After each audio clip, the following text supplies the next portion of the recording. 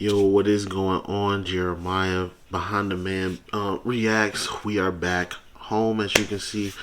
Happy New Year to everyone. Um, and I hope this year brings you a lot of money, a lot of growth, a lot of good experiences, and things like that. Um, so let's go ahead and get into the video. Make sure you like, subscribe, comment. And let me know your thoughts on this one, because this one was kind of crazy, man. Coming up, and we have an incident down here with Antonio Brown. He is upset about something, Gene, and I've never seen this. He has taken his uniform, his shoulder pads off, and he has run to the Buccaneer locker room. So we'll get you an update. He's not hurt. He has decided to run to the locker room on his own. Wow. 2:51 to go in the third quarter. Bucks face third down, 7 need to reach the Jet 40. Yeah, man. There's actually no real excuse for this type of behavior. He should have at least finished out the game.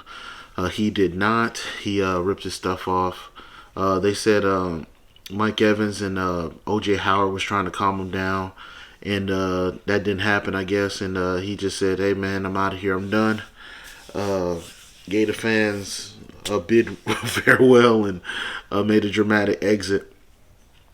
I thought it was funny because they were like, "Hey," in one of the stories that I'm reading on ESPN, they said they thought he was like a jumper, like the people that jump on the field and stuff. And I'm like, "Big dog, you don't know who Antonio Brown looks like?" I just, that's crazy to me. But yeah, man, Bruce Arians said he's no longer a Buck, so I guess they can't come to terms with whatever happened or anything like that. I am going to play a little bit of what a former teammate said about him. But I do want to say this, man. He's had a long run of like mental issues and just things that have happened to him on and off the field and stuff like that. He clearly has something going off in his brain. There are people that have like a little conspiracy theory of that he wasn't he was taken out the game, and but Bruce Arians and ESPN have a source saying that he was not benched or anything like that. He was just taken out the game for a minute, and but there were stories that they weren't trying to pay him, basically, and that he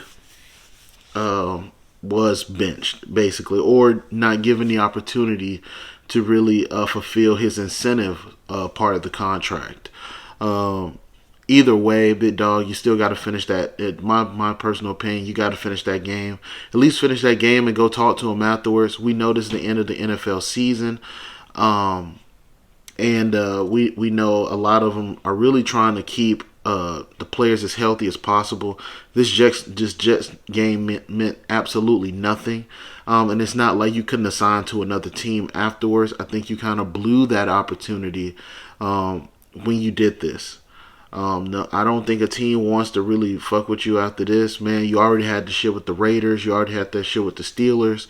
And now with Bruce Arians and a Tom Brady on your team, yeah, big dog, you kind of blew this. I don't care what type of thing that you got going on. You're clearly a top 5 wide receiver, still in this day and age. So I don't really understand why you would, go to this trouble of doing this, man. I hope he receives help, and I hope that the situation is solved. I do want him to talk about it a little bit, like what was going through his head and what he did, man. Because if they go on to win another ring, big dog, like what? Like, that's enough for a contract extension, or at least to go to another team that's competitive enough, next year or anything like that, So, yeah, man, we'll see what happens, big dog. But peace out. Well, this kind of, at least on this network, all started with me years ago after he had to blow up in Pittsburgh, where he wouldn't go to practice and where he's on the sideline in the fur. And I said what I said then about what type of person I believe he is. And now with the way that we've moved forward with mental health awareness, we understand that there are some underlying things here. We understand that more could be at play when it comes to Antonio Brown. Here's the thing I will speak to. The one thing about the NFL is if you have an elite level, right, competitive trait, the NFL will find ways to forgive you. That trait for Antonio Brown was unquestioned. The fact that he'd work as hard as anyone, the fact that he'd compete as hard as anyone, the fact that when it was time to be on the grass, he gave you the best opportunity to win. This decision, this action has taken that away from Antonio Brown.